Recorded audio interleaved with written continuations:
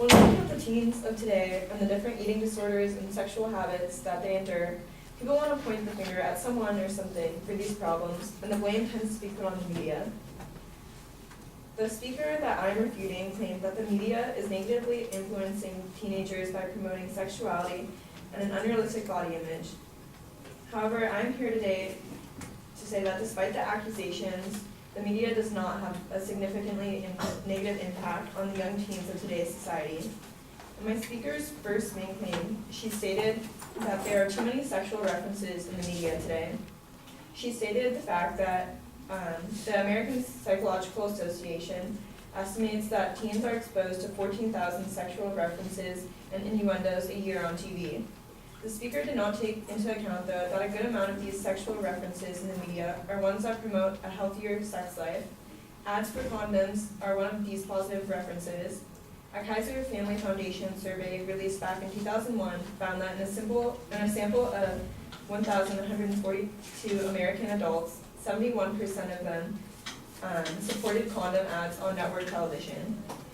This shows that adults believe a promotion for safe sex is beneficial to themselves as well as teens, who are more likely to engage in risky sexual behavior. She also brings up the fact that 1 in 4 commercials include some type of sexual attractiveness as a base for the messages. While this is true, she does not explain how this would have a significantly negative impact on teens. Psychologist Devin Rizzers at Louisiana State says that the advertisements use sexual references as a tactic to appeal to teens because they can relate to it. Advertisers know that teens especially will find more of an appeal to these references because they are entering the age where they first experience these hormones.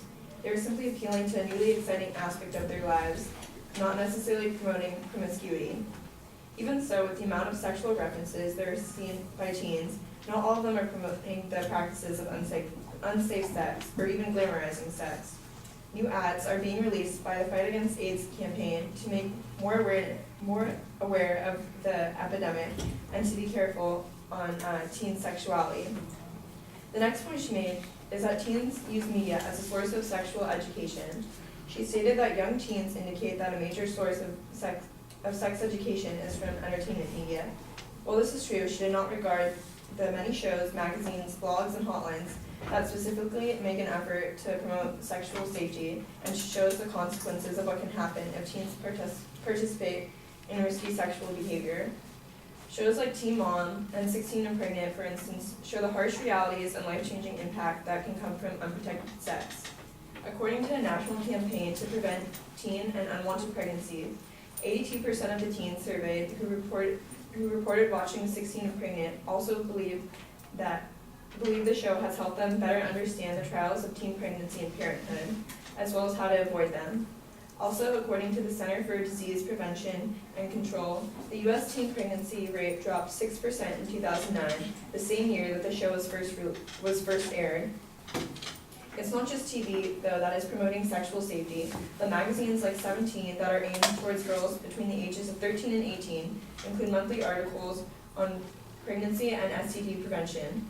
Also, radio shows like Loveline with Dr. Drew Pinsky are available for the public to call in and ask for professional advice on their sex lives. From these different types of media, we can see that the media can in fact be a helpful and reliable source for sexual education. In the next point, she finally stated that the sexual media causes negative effects on teens.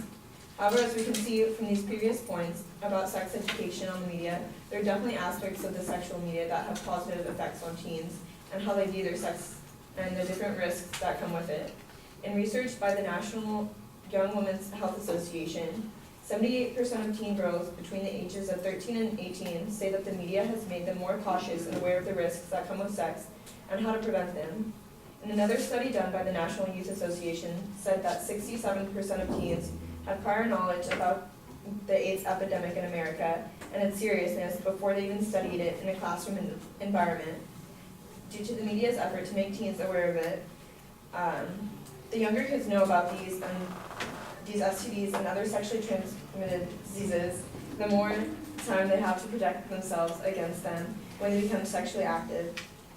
In my speaker's next main claim, she stated that the media promotes an unrealistic body image and leads to eating disorders and steroid use in teens. She argued that advertisements promote an unachievable body type. She claimed the statistic that 69% of girls in a study said that magazine models influence their idea of a perfect body shape. She then went on to say that 53% of American girls are unhappy with their bodies at age 13 and 17. However, there are models that influence the idea of realistic beauty without being unhealthy. Tyra Banks, for example, is one of the most well-known supermodels in the world. Many young women look up to her and aspire to be like her, not simply because of her beauty, but because she promotes having a healthy body, as well as loving your body for what it is. On multiple episodes of her show, called The Tyra Show, she shamelessly exposes her true weight and makes her many viewers feel confident in the way they look and how to achieve their best form of their body that they can have while being healthy. In her next point, she concluded that the media is a cause for eating disorder in teens. She stated that 80% of 9-year-olds are on diets and that around 8,000 people in the U.S. have eating disorders. However, these statistics do not relate to the media, which made for an inferential lead when she stated that the media leads to binge dieting, bulimia, anorexia, depression, and use of illegal steroids. In her next claim, she said that the media caused steroid usage in men. She brought up the fact that in 2008, there was an alarming increase in obsessive weight training and the use of anabolic steroids and dietary supplements. Since then, however, many public figures in sports have been getting caught for steroid usage and putting their job and health in jeopardy because of it.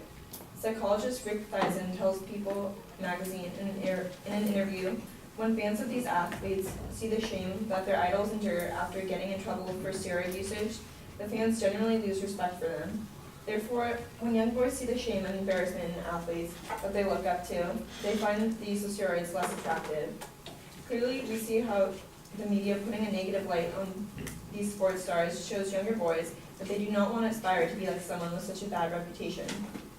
Looking at all these positive examples in the media and efforts of awareness of today, we can see that the media does not have a significantly negative impact on young teens today.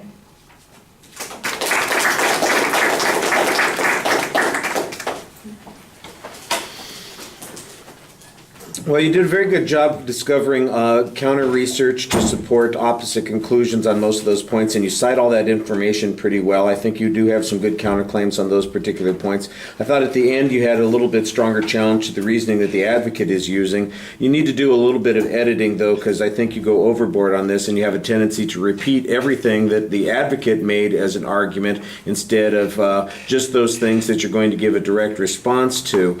Since, for example, all the evidence that the advocate presents, unless you are explaining that there's something wrong with that evidence or you've got some update on that information, I think that you can generally diminish it in terms of repetition and go directly to those claims. Now, the ones where there is a direct response, then I think you need to cite those, because your speech is almost 3 minutes overtime, so there's a lot of extra time that you're not going to get a chance to use in the debates, because I'm real generous right now, and I've been generous on the speeches, not fussing about too much, but when we are doing the debates, because we're trying to get them all in at the same rate, we got to get in 2 debates a night when we start doing this, we're going to be brutal. There'll be a beeper, and it'll be, thank you, shut up, sit down. All right, thank you. Shut up, sit down.